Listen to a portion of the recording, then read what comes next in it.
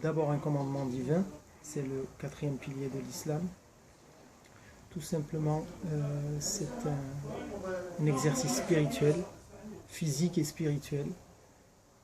C'est un événement qui est attendu par les musulmans durant toute l'année. C'est-à-dire que on nous raconte que les compagnons du prophète, sallallahu alayhi wa sallam, priaient Dieu 6 mois de l'année après avoir vécu le ramadan pour que Dieu accepte leur ramadan, et les 6 autres mois de l'année, ils priaient Dieu pour que Dieu leur fasse atteindre vivant le ramadan. Donc c'était une période d'une intensité spirituelle, d'une profondeur extraordinaire.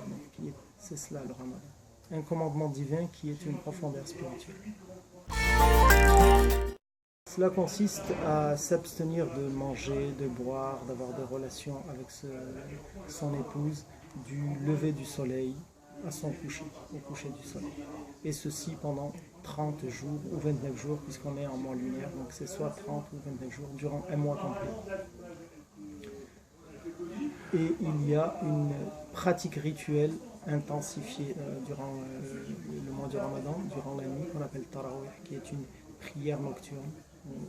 On va beaucoup plus s'adonner à la prière en nocturne. Derrière tout cela, habituer son corps et son esprit à mettre des barrières.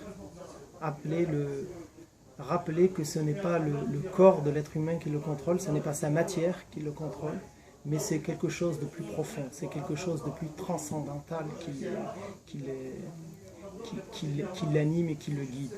Donc ça consiste en cela. On prive le corps, on oblige le corps à se soumettre à un rythme qui n'est pas le sien, habituellement, pour rappeler que c'est l'esprit qui est finalement l'essence de cet être humain. Globalement, à la fin du ramadan, on se souhaite d'être parmi ceux que Dieu aura épargnés du feu de l'enfer, car le début du ramadan dans la culture musulmane, dans la tradition musulmane, le début du ramadan, c'est un début de miséricorde. Dieu ouvre sa miséricorde et l'ouvre pleinement. Son milieu était un milieu de pardon et d'absolution. Dieu pardonne à ses serviteurs durant ce mois. Et la fin du ramadan voit ceux qui sont c'est-à-dire qui ont été affranchis de l'enfer, c'est-à-dire des gens qui étaient, de par leurs faits, de par leurs actions, promis à l'enfer, mais qui, dans ce mois-là, sont revenus à Dieu, et Dieu les affranchit de l'enfer, les sort de cette damnation vers laquelle ils allaient. Donc, on se souhaite d'être parmi ceux qui auront été affranchis, qui auront été libérés du feu de l'enfer. Il faut comprendre que le ramadan pour le musulman le pousse à l'autre, le pousse à la sensibilité de l'autre.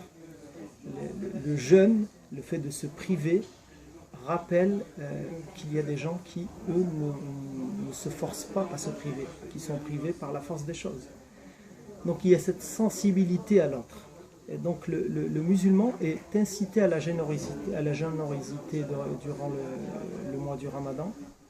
Il était incité du fait de sa faiblesse à se souvenir de ceux qui sont faibles. Donc pour le non-musulman, ce que cela signifie, c'est un musulman qui est beaucoup plus attentif à lui. Ramadan bénéfique, Ramadan Mubarak, qui est plein de bénédictions, le baraka étant la bénédiction. Un Ramadan Karim, un Ramadan plein de générosité. Et il y a dans l'extrême est du Golfe, on se souhaite un Ramadan Saïd, un Ramadan heureux.